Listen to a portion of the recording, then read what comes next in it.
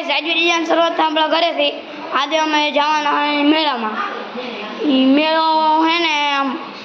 મોલપરની બાજુમાં અહીંયા ક્યાંક ટુંગામાં ક્યાંક ભરાય છે મને બહુ યાદ નથી મારી મમ્મીને કહે કે જવાને મેળામાં તો અમારા માસીના છોકરા આવ્યા